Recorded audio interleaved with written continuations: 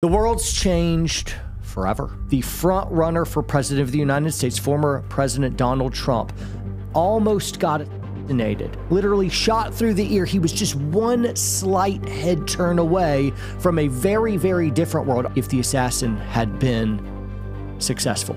Guys, today I'm going to talk about some of the tactical considerations. All of us special operations guys are now weighing in because we see gross mishandlings of standard operating procedures. I mean, PSD 101, there's been significant breaches in how to defend a principle here. And so much has gone wrong. I want to weigh in on it. I also want to talk about some of the media talking points. I want to talk about the events that transpired. I want to talk about where we go from here and my hopes on the rest of Trump's presidential run all the way through. And I want you to join in that because I feel a rally call brewing.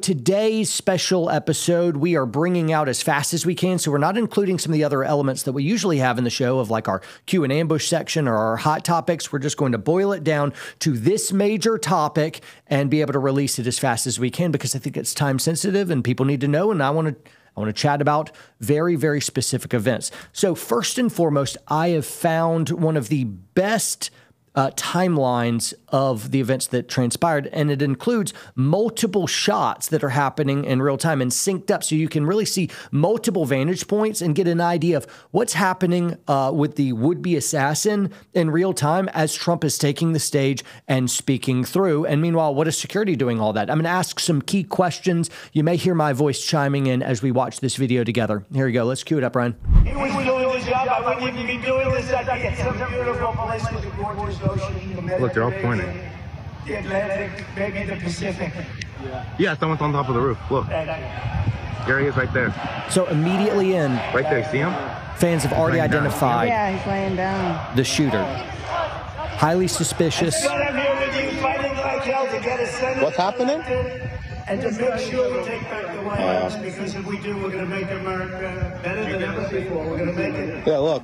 There he is. Very beginning of the speech, fans already see this dude crawling up on the roof. It's not just one or two fans, it's a lot of them, and they're trying to get the attention of security. We have people that should not be here. It's much tougher than if it happened. And where's security to respond? In recorded history, we're the best border. Where's security? In fact, if they could ever put up There's a no chart, one I don't know around. if they can do it. Do you guys have access to that chart that I love so much? You don't mind if I go off teleprompter, do you? Because these teleprompters are so damn boring. I try and explain that. How refreshing of a politician you guys to are make doing fun of they're the getting better teleprompter. with time. My guys, take a look at that chart. Take a look at the arrow on the bottom. See the big red arrow, right? So that's when I left office. That was the lowest point, and You that would comes think right from security the would have responded to government a mob of services. fans Comes right calling out of out, there's a Border guy on the Patrol. roof. And still, Take a look at that. nothing. So A minute that and 30 arrow is in. the lowest Nothing. amount of illegal immigration ever in recorded history into our country. And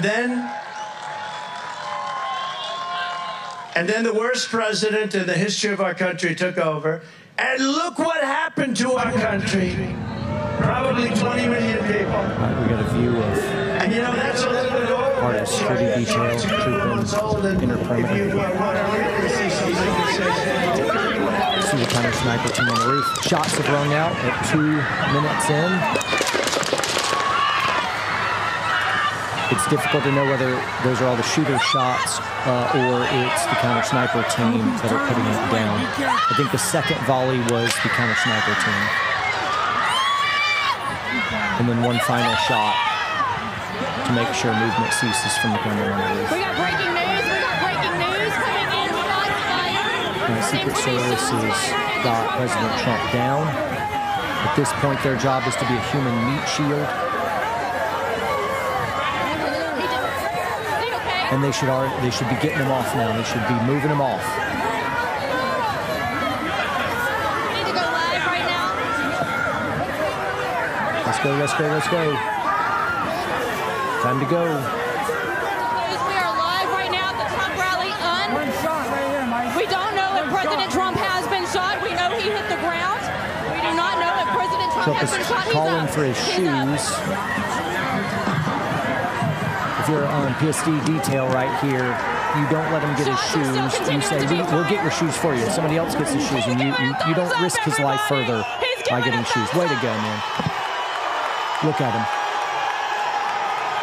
There's so many people that just cower. I mean, he just got shot. He just got shot. And fans are cowering. Yet he rises above it all, shakes his fist in the air, fight, fight, fight, he says, and chants of USA start breaking out. And he leads that chant as he's walking away. This is a fighter. This is a fighter in a day and age where we need courage. He's a fighter. That's good. I have things to say about the protection detail. I'll save my questions and remarks for Breaking news right now. This is Vanessa Broussard. According to live from Butler, Pennsylvania, we hear shots fired at the rally not 10 to 15 minutes after President Trump arrived. He hit the ground. Unheard of yet if he has this lady on the left looks like she has no idea what she's doing. Secret Service quickly erupted. Wow. Okay. So I have questions. I have quite a few. Why wasn't that roof secured? It is literally PSD 101, control the high ground. This is military tactics 101. This is civilian. This is LE tactics 101. It's everyone knows this one rule. If you want to control space, you get control of the high ground. Period. Why wasn't that roof secured? Why am I only seeing one counter sniper team? Just one. Where is the aerial assets? No drones, no eye in the sky, nothing. Helicopter, nothing. One counter sniper team and nothing else. And amazing. All right, let's look. Why did fans discover the shooter climbing up with no security around? Now, if you don't have sufficient assets on the ground to put people, boots, on all the roofs, you at least bar entry so that nobody could get up there. You wouldn't be able to physically pull it off. And if you started to try, you'd immediately be taken down. But here we have fans noticing, and for 2 minutes, they're calling out, yelling for somebody to get security. It's like when you're shopping in Home Depot and you can't find an employee anywhere and you're just milling around for 3 minutes making noise. Anybody? Anybody work here still? Nothing? And that's what it's like. So obviously, security is extremely thin. That's what I'm surmising, because one, I'm like, well, you know, is it like an inside job here? Is this a planned thing? And that's what some people are out there saying. I don't see that at this point in time. Others are like, is it just gross incompetence? I'm like, well, I think I saw some of that for sure, but it may have been that they were stretched so thin. They just didn't have sufficient bodies to be able to secure everything they did. I think so few Secret Service assets were given to Donald Trump. He afforded so little protection that they got to beef up with local law enforcement. That's a normal security protocol of like you have a certain amount of assets that come from Secret Service, then they'll link up with local LE and they'll contract out some other security. They'll build a force, but the overarching in charge chain of command, it's going to start with Secret Service, who's in charge with protecting presidents. So all marching orders will go there. So ultimately leadership that's where the buck will stop. And so if there's a security failure, Secret Service's fault. But then you could say, well, who controls Secret Service? I'm like, well, the current administration does. The current administration is the boss of the Secret Service. It's the executive branch. That's who has the director installed, which is Kimberly Cheadle, who should immediately be fired for this terrible lapse in security. She wasn't affording sufficient assets to protect somebody who had a wildly high risk of assassination. Threats on his life constantly. The threats on his life come from podiums from sitting presidents and Congress people. That's where violence is being elicited. They're calling him Hitler. They're telling him that he's a threat to democracy, that he must be beaten at all cost. And you don't think mentally unwell people like this shooter are going to take those threats seriously and get up and maybe do something about it? Put his name in the annals of history as the great liberator of democracy who put down the next Hitler? The talking points come from the White House and from the halls of Congress. as well, which is eliciting this type of violence. And I think they're culpable. I think they're absolutely responsible in stirring wackos like this guy up. But this wacko, regardless of how crazy, regardless of his intent, he shouldn't have been able to do it in the first place. Secret Service did not have enough assets assigned there. I don't think the current government administration really actually cares about giving sufficient Secret Service resources to protect him. That's what I think. I know this to be true as well because Robert Kennedy doesn't have any Secret Service protection. He has asked it and he's been denied it, even though his uncle was assassinated as president. Given the long track record he's a Kennedy, for crying out loud, and he doesn't get Secret Service protection, though he's had multiple threats on his life. The current administration does not care at all about protecting those people who are running against this regime. Yeah, that smells so shisty. Yeah, it does. And Kimberly Sheedle, this DEI hire, we just found out Elon Musk had posted it on X.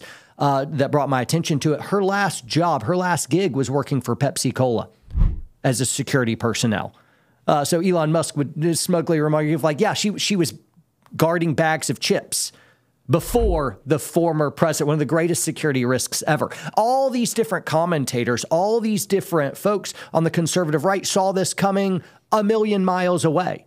As Ben Shapiro said, it is shocking that it happened, but no one is surprised by it. I want to return to some more thoughts on boots on the ground, tactics, and security teams in general. But while I'm already on the leftist out there, where do they go from here?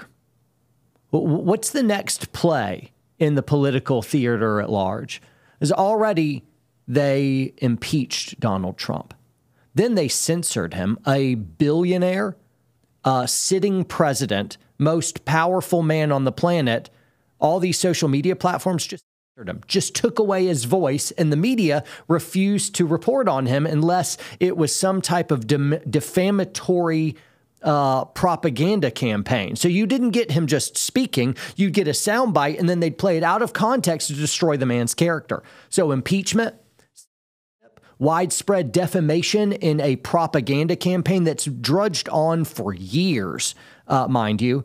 They've prosecuted him in multiple jurisdictions. They've fined him hundreds of millions of dollars. They've made attempts to keep him legally off the ballot, so engaging in all kinds of different lawfare, which is a threat to democracy. You're not letting the front runner and a former president on the ballot. That is definition of threat to democracy, because you're undermining the machinations of democracy, saying you can't run. You're not allowed. The most popular man of the opposing party, the former president, is not allowed on the ballot. That's outrageous. It's such gaslighting. Whatever the left condemns the right of, they are guilty of. Then they tried to throw him in jail. And when none of that worked, now some folks will be like, well, it's not a they, it's just this wacko, and he was a Republican. And this is such a stupid talking point. Yeah, there was a report that he is a registered Republican. The dude was 20 years old, so he's never actually voted in a presidential election. The only contributions he's ever given was to Joe Biden. He gave financially there, but he's never contributed to Donald Trump. And if the wacko wanted to gain access to a Republican event without raising any red flags, go ahead and identify as a Republican. And so perhaps it was that, with that in mind, that he did that. I don't really know. I don't care, but we do have a video of him. I believe this is authentic. I'm not sure if it's wrong later. Let me know. But this is the same guy freaking out. Here we go. Republican!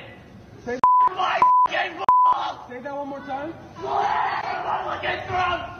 Slash fascist Trump! Death to fascism! He's saying slash Republicans, fascists. Clearly not a really well guy. You see this guy, I'm like, who is this guy? I'm like, this is a guy who climbs up on a roof and tries to assassinate somebody. That's the kind of guy. So a psych profile absolutely matches here. Let's return to boots on the ground. How did this guy get on a roof? If I had said it before, just PSD 101, you control all the high ground. If you can't put boots on the ground and multiple counter sniper teams, or at least just people spotting and being able to control those spaces, you have to control any access to the roof. And so you have folks that are just watching for that one reason, is to make sure nobody can get an elevated position where they can get line of sight on your principal and be able to take them out. It's just the most basic thing. There's a few basic things that any security detail is going to do. First and foremost is you control the high ground. If I was moving through any tactical area and I wanted to be able to secure it before I even set up a perimeter, I'd go ahead and control the high ground, and then I would be able to roll in. You control passive ingress, egress, your access points, then you're going to form a perimeter bigger than the event is. And so say your event is relatively small. That's not your security perimeter. That's your event perimeter. Your security perimeter is wherever anybody with a modicum of talent and an AR-15 style weapon, a bolt action rifle, anything like that, your security perimeter is going to be much bigger. So some people would be like, oh, this guy wasn't in the perimeter. I'm like, no. For a security team, they don't care where you're setting up the fencing and the entry point. They care only about the ballistics of what is possible. And so you're immediately saying this of like, okay, if I was going to try to stand on stage, where would I be? And where would you be is ideal. The best place was where the shooter was. It's a sidelong shot right there.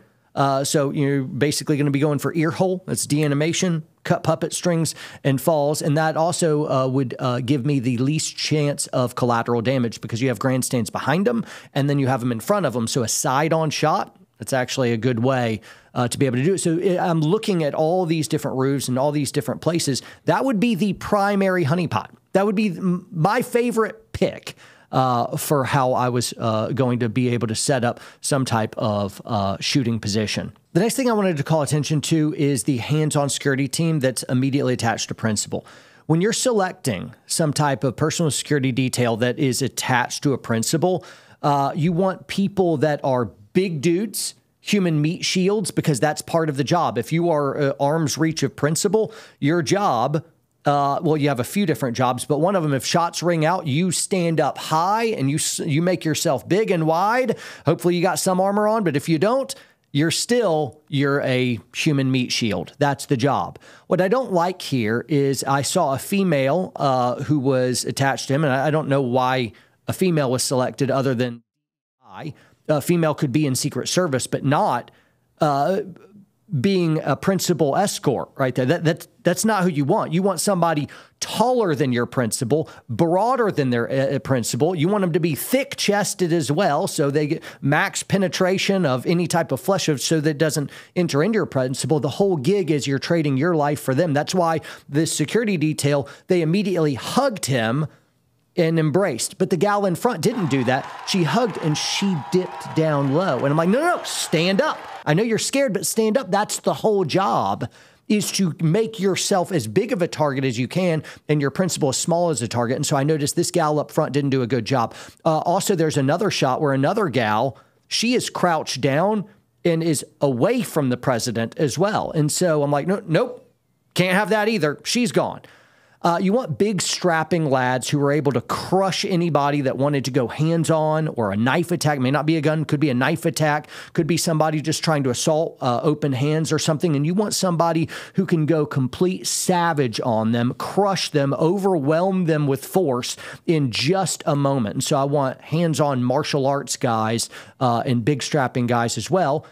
Maybe she is La Femme Nikita Ninja or something, but it doesn't really matter because you still would want somebody who gave off the vibe of intimidation. Somebody wants to take a run at the president and they see some 6'5" guy with a Dolph Lundgren jawline. They'll be like, no, that's not it. Hire. He will break me. And then they choose not to. And that's part of the gig as well. And so AI hires like Cheadle, who's the security director of Secret Service. She should immediately be fired because she wasn't fit for the job in the first place. And this disaster is on her for failure to allocate sufficient resources. It's not that Secret Service doesn't have good, trained, and awesome dudes and professionals.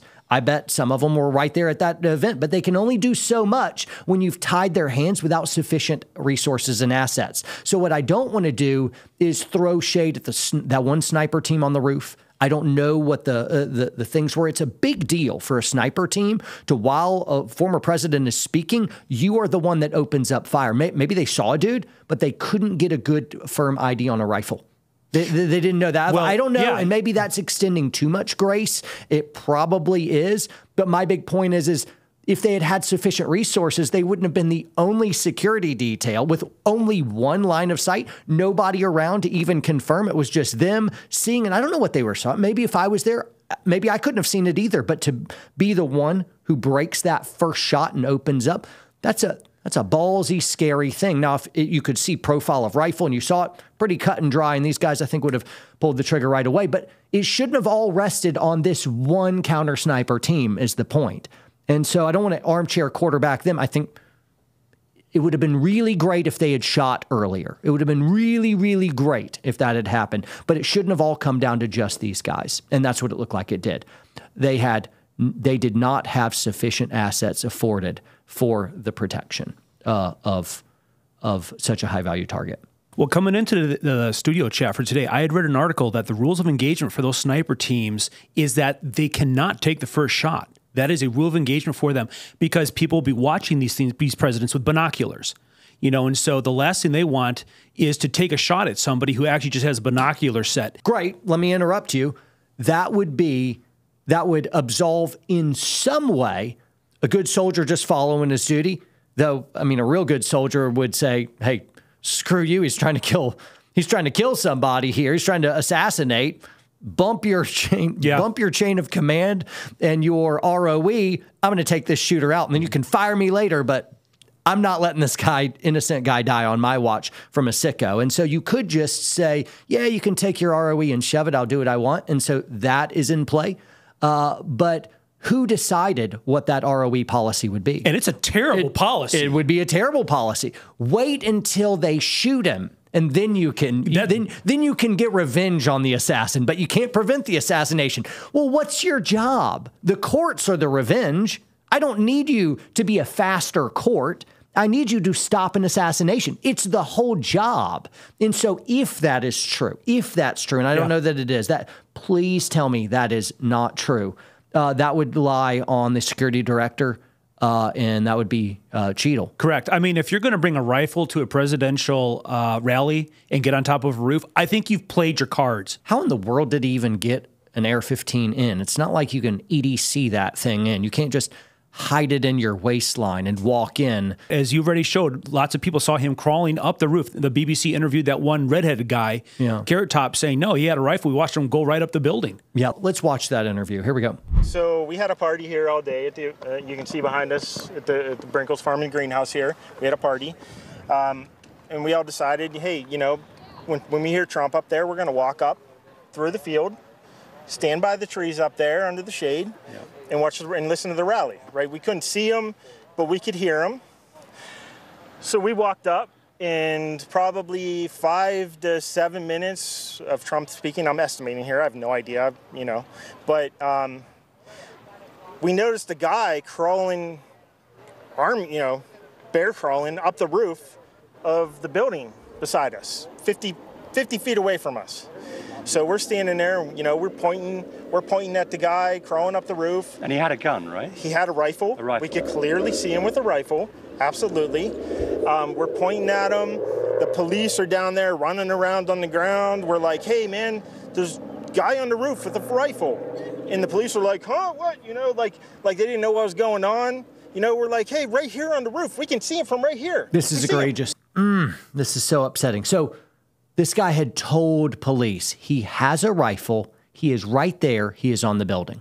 So, and obviously this guy was flustered because the lack of expediency, the lack of immediate response. If that's true and you're right there, because he's seeing it, reporting, cop, gun, there, he has a rifle, that cop should immediately hit radio while running to the ladder, And by the time you get there of like shooter on the roof, and you let that sniper team know, immediately engage that dude on the roof. And then you can pop up just a little bit because now I don't want friendly fire and I don't want to present a new target to that sniper team. So if you come up the back side of the roof so that you don't have eyes on the counter sniper team because you don't want blue on blue, and then you can draw fire so that guy is at the president, but instead he's defending from you, and you'd be able to take out pistol and rain a few rounds into that guy, loosen him up a bit. But anything you can do to disrupt that shooter. I mean, if some of these guys, throw rocks on the roof. Do anything you can to be able to disrupt this guy's ability to get a clean line of sight, control breathing, and to get a clean trigger press of. I don't want to armchair quarterback these guys. They were. I mean, as of recording right now, news is coming out that a cop did go up the ladder, but then the assassin would-be pointed a rifle at him and he backed down. Blast. Come on, man. Courage. Yeah, and so... courage. So if he's pointing a gun at you, it means he's not pointing a gun at anyone else. It's not pointing a gun at the president of the United States. Right, and then things sped up real quick from there. That's part of the gig for security. What security is it's a trading me for everyone else. That's part of the deal. If you're going to be on security, somebody may point a gun at somebody, and your job is if you want to hide, don't hide by dropping back down. You hide behind a wall of lead that you create. That's what you do. Push the fight. Push the fight. Apparently, the sniper team actually had eyeballs on that guy too, but because of the ROE, they couldn't. They didn't. They were watching him, but that's all they did. That is guaranteeing the shooter a chance. It's right? Guaranteed. It's rolling out a red carpet of like, all right, you can try to assassinate the president, but if you don't get him on the first few rounds, we'll kill you for it. This is awful ROE. Yeah, ludicrous. She should be fired immediately. But Joe Biden doesn't fire any of his incompetent underlings. Not Mayorkas. Nobody gets fired under Biden's entrenched swamp bureaucracy. Nobody. Why? Because it's all a corrupt racket and they're in it together. You don't get fired for being bad at your job. The boss is the worst dude at his job of all time. So where does the left go from here?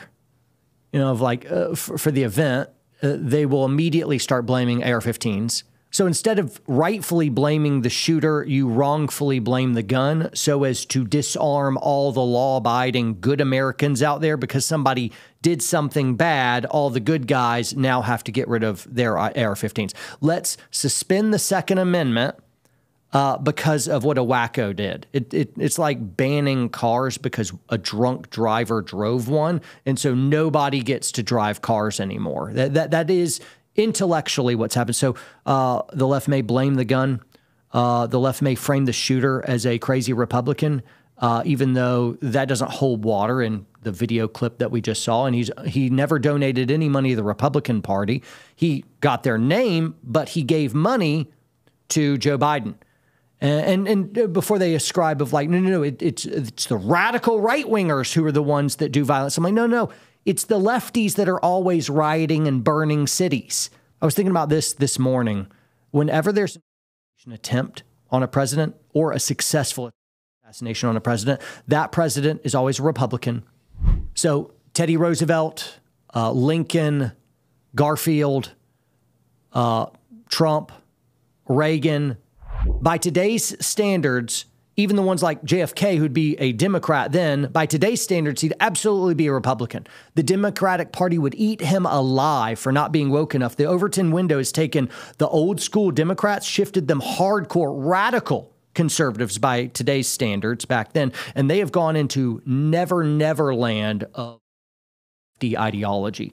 I mean, pure communistic in their presumptions and their despising of America as it is. Can you imagine if Elon hadn't bought X, what the information would have been coming out of this weekend? Yeah. If it was all up to mainstream media, would we have even really heard much of anything? No, because the media, I mean, CNN, ABC, MSNBC, all of them just had these limp-wristed reports of Trump stumbles and falls kind of thing. Here's some headlines that they were throwing up. Absolutely egregious. There was an Australian news outlet that Community noted our own media, excoriating them for their really misleading headlines. In Australia, which is not really even a free country anymore, had a more honest press than ours, which is really embarrassing. It's really embarrassing. But if you were following media outlets like CNN today, well, you would have thought that Donald Trump had a fall. Look at this headline. Secret Service rushed Trump off stage after he falls at rally. Falls.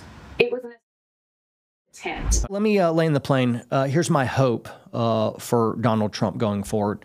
One thing is he has a full docket of speaking engagements and public appearances, and where he was tempted in the short run to suspend that, he instead said, no, I'm not going to let this dude, this wacko, stop me from doing anything. So is to say, I'm not going to kowtow to terrorists. I'm not going to give in to fear. I'm going to be courageous in that. And I think he did that. The next day after he got shot, he hit the golf course, and now he's got speaking events lined out.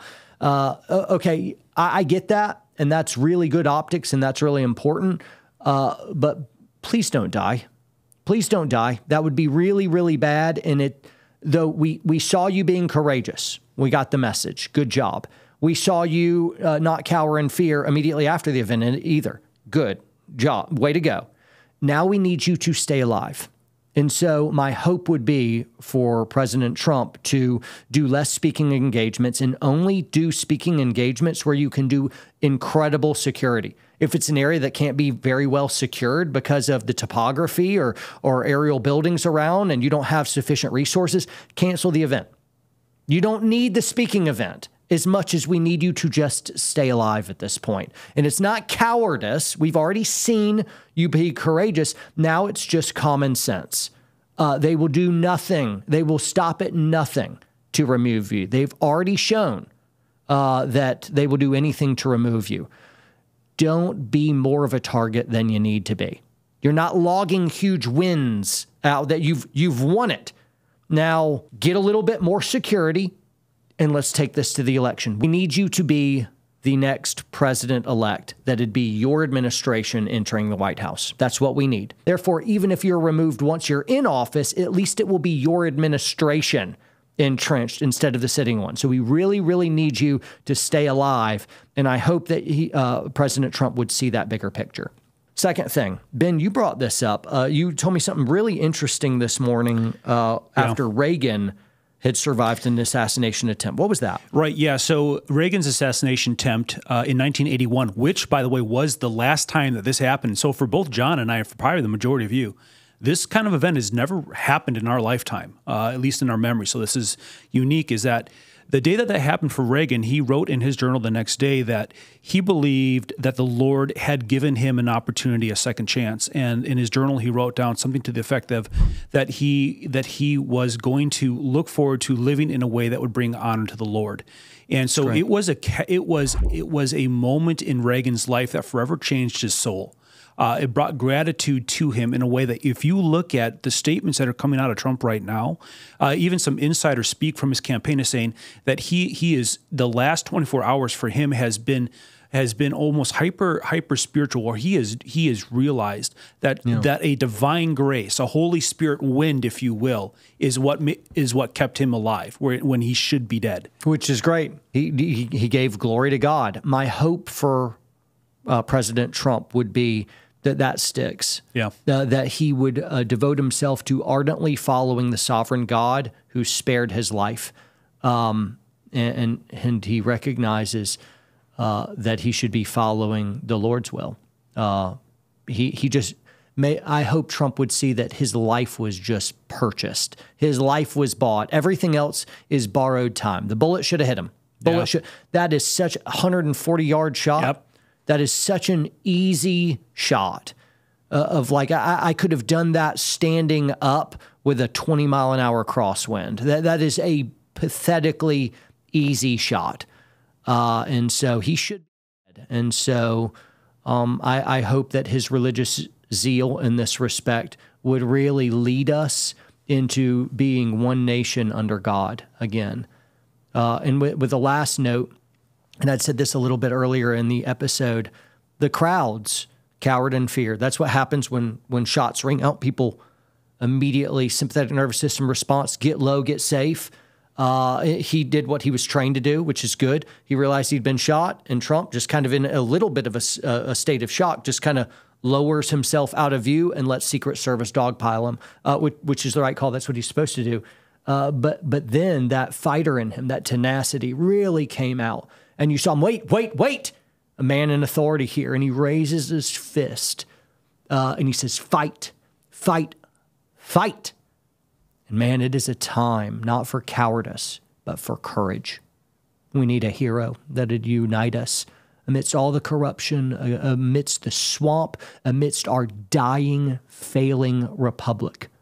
We need somebody that would be able to lead us. And I want it to be a God-fearing man living on borrowed time under the sovereign hand of an almighty God who following him invites us to follow in a revival of American spirit. And so I thank God that Donald Trump is okay. We give prayers for those who were injured and the man who was killed as well. For his family. God bless America, and God bless all of you.